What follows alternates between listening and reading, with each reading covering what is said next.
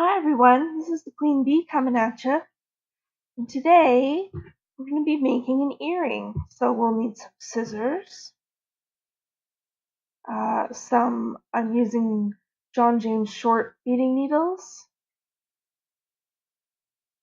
They're really good needles for this kind of thing. And I'm using Swarovski cabochon in a golden shadow color. It's a 16mm square cab.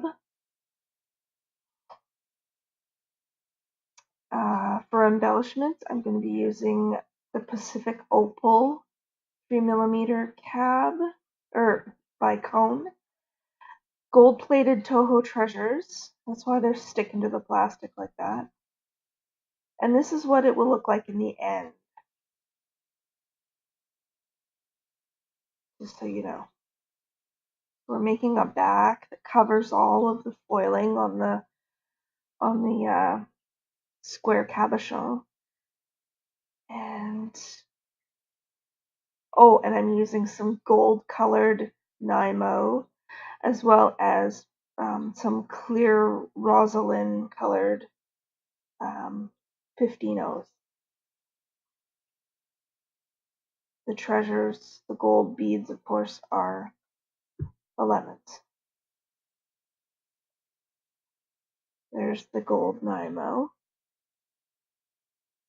I'm going to pick up 4 treasures like that.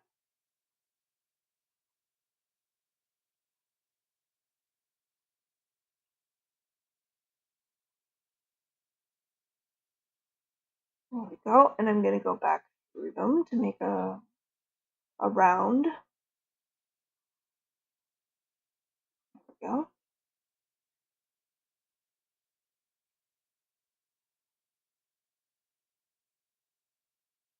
And I'm going to go back through a couple of them again, just so that everything is nice and positioned so we can start our weave.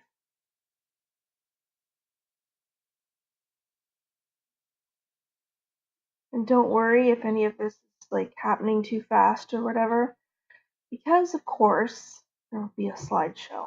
So don't be alarmed.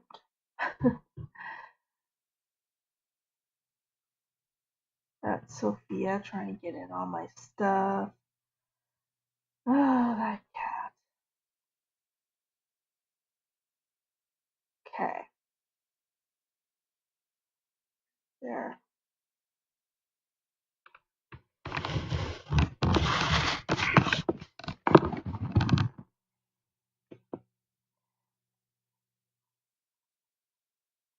Okay, passing through everything. Keep to do. So, now I'm going to pick up 1 delica or treasure, whatever you want to pick them as, and passing through the next treasure.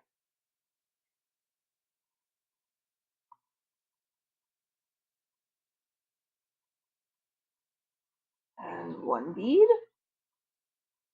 And we're going to pass through the next. In case you're unfamiliar with this, this is like a shaped, what they would call a shaped peyote.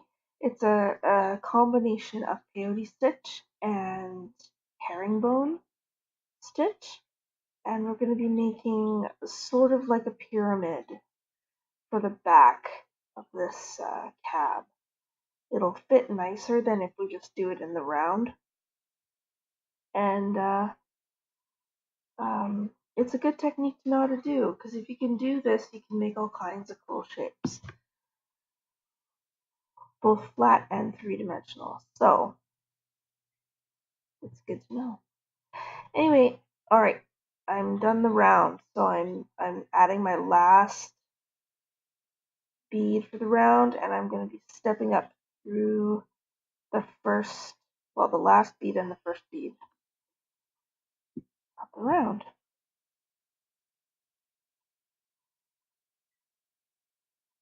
Like that, okay?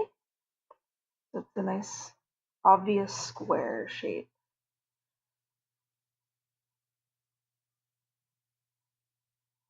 Here I am taking a picture of it so you can see I am documenting the different steps. You will see this picture later.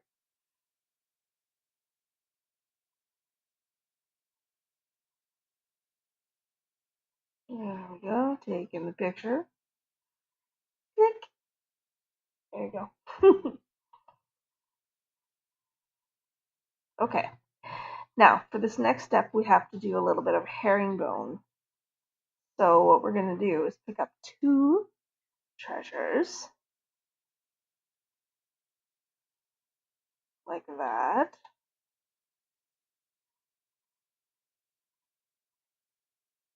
See, 2. Sometimes I hold it there for what seems like a long time to you because there's sometimes a glare and I just cannot tell if it's in focus or not because my eyeballs are funky and they, by the way, we're adding 2 beads between each thing right now. I have to look over my glasses to see what I'm beading sometimes because things are just too small. So that means I'm looking over them when I'm showing you things to the camera, and sometimes it's too fuzzy for me to know if it's clear for you. So yeah, that's the story behind that. So anyway, carrying on. Okay, we are adding 1 bead in between everything. So 1 between each of the double beads that we added last round, and 1 between the doubles, if that makes sense. I will show you in a moment.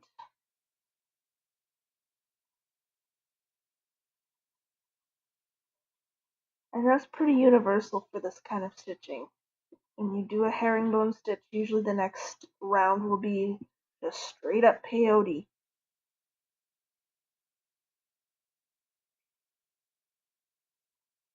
Here we go.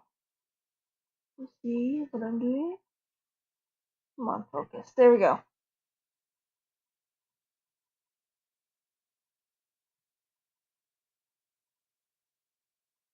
And adding a bead, going through the next one. Excuse me.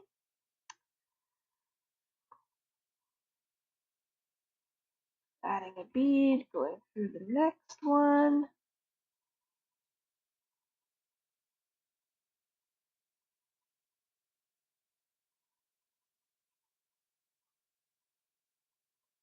Adding a bead, going through the next.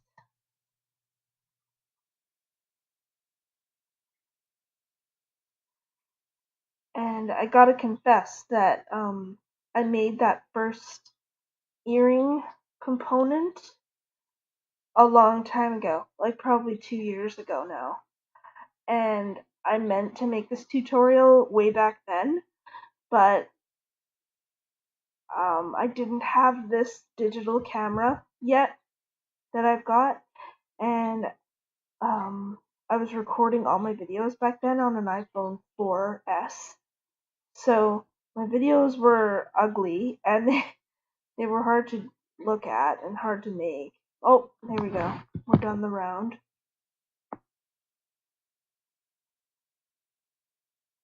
And it was just really hard to edit things.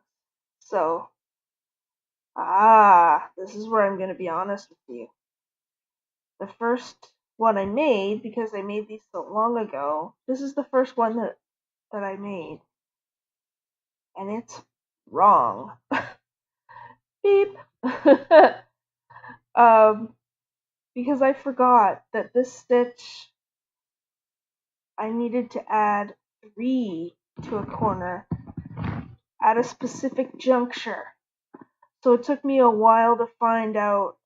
I had to take everything apart and I had to look at everything and figure out, okay, what the heck is going on.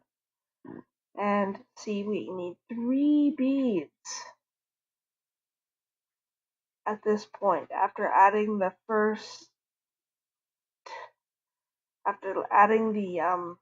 that round of herringbone and then that peyote round.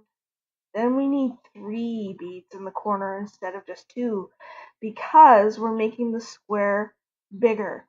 And if you just keep adding 2 stitches for the herringbone, it will make a really dramatic angle in your shape. So it'll cup like you want it to, but it'll be a very steep cup or cone, or I don't know how else to describe it. So it won't fit properly, and you'll have way too much beading up and around the front of the stone or the crystal. So it looks clunky. It won't fit right, and you'll just be annoyed. So spare yourself the annoyance. Learn from my mistakes and add 3 in the corner instead of just 2. And you'll sorry. And you'll be much happier.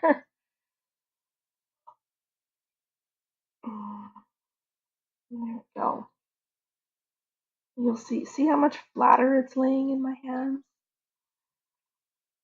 That's because I took things apart, had a gander, looked at things. This video took forever to make because I wove things and then I had to take them apart and I rewove and took apart. So it doesn't seem like it would take me this long, but it does because it's earrings and you need them to be the same. Okay, here we go.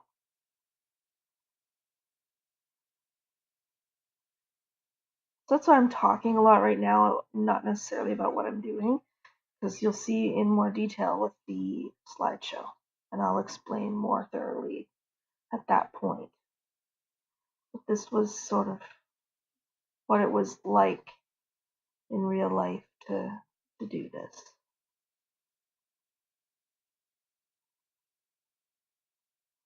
Okay, so now I've gone up and around and I've added some 15s and then I've added a row of dark blue treasures. And I'm going around this row and pulling, just not adding beads, just going through those dark blue beads and pulling to cinch everything together. Because I wanted those blue beads to look like they do in the other earring. And in the other earring, they're a bit snug in the corners. They kind of make a nice frame, and I really wanted that to match. So, but you'll see that this 9 mo that I'm using is not, it's a little bit finer than the size D that we normally would use. And I forgot my own strength. See?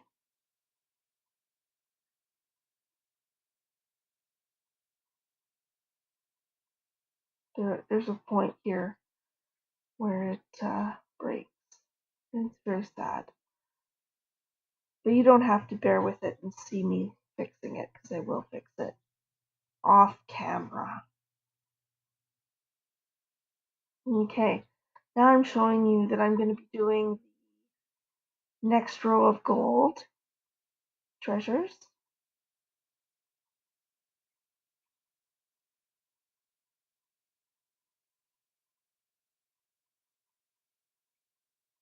And my hair's getting long. I haven't decided if I'm going to cut it off yet or what. So yeah, I'm adding a row of gold treasures, but I will be skipping the corners. I'm not gonna do that in the corners because it'll add too much bulk, and then it'll kind of push the corners apart. And that's not what we want. We want them to fit. Am I right? Yeah, I'm right.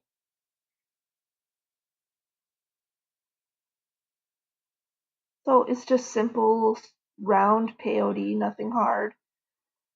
I'm just checking to see the fit and looking and seeing, always vigilant at this point because I'd spent hours trying to figure this out.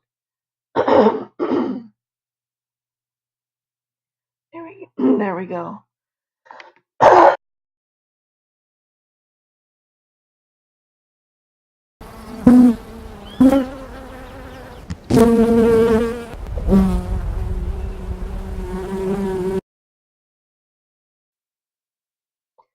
Okay, so there's that first round with beads to make a square shape.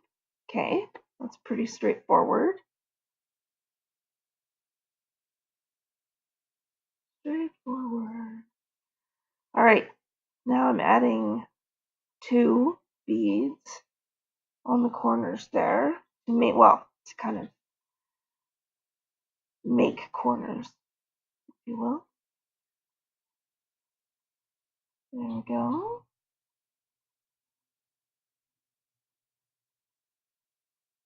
I'm going to pass my needle through like that.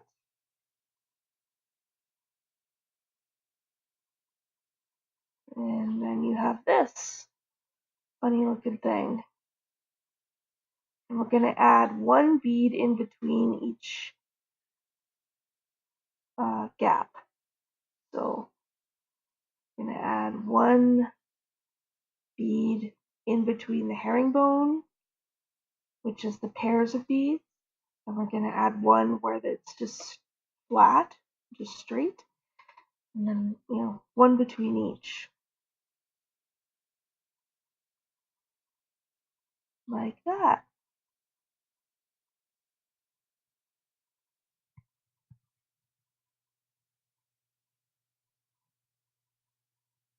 Okay. And then we're going to step up. That's an image of me. My needle is going up through the last bead and the first bead of the round.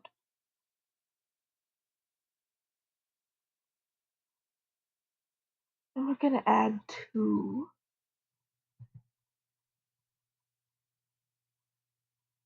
to the corners. Nowhere else, just the corners at this point. There we go.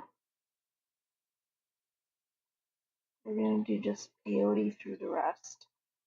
And then 2 on the corner.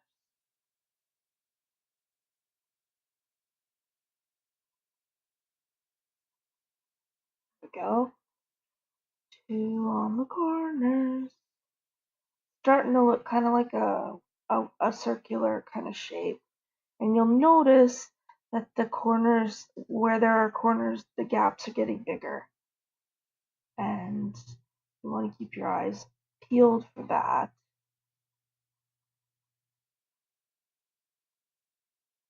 Because that's how you grow your square shape and keep it square rather than having it turn into like an amorphic blob shape. Alright, I'm stepping up again here, it looks like.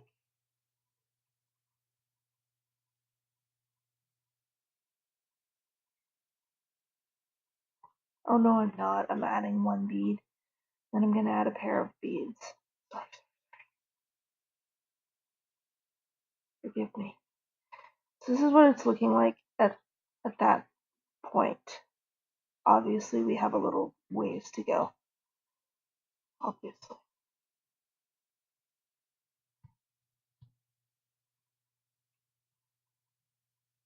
Okay. We're going to add 2 beads in that corner.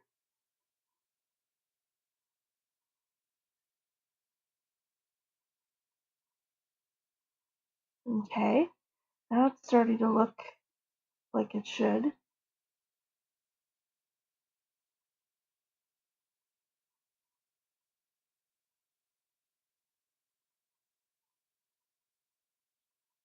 And now we're going to add 3.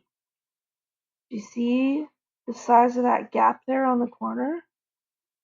I left it loose so you could kind of get an idea. The gap is really, really big. So we need 3. That's how you know. And then otherwise it's just peyote all the way around.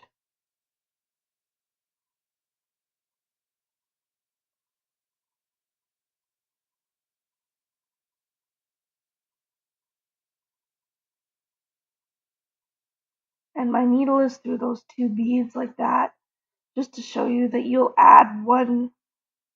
Oh no, that's right. You'll add two beads in that gap.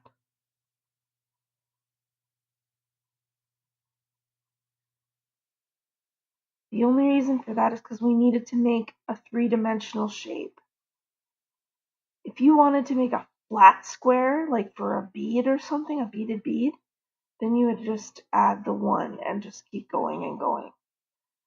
But we need this to make a bit of a cup, so that's why the 2 beads. So that'll force it to not be made flat. I know it's kind of confusing, but once you try it, you'll see what I mean. And you'll make your mistakes as you will. If you're at all adventurous and you want to think outside the box, you're going to have to accept that there will be mistakes.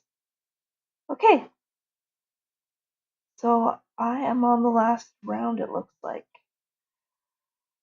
where I'm just going to be adding 1 bead in the corners now to finish off that shape. And see how it comes up over the sides of the square cab? That's what you want. Not too much over it, but over it a little.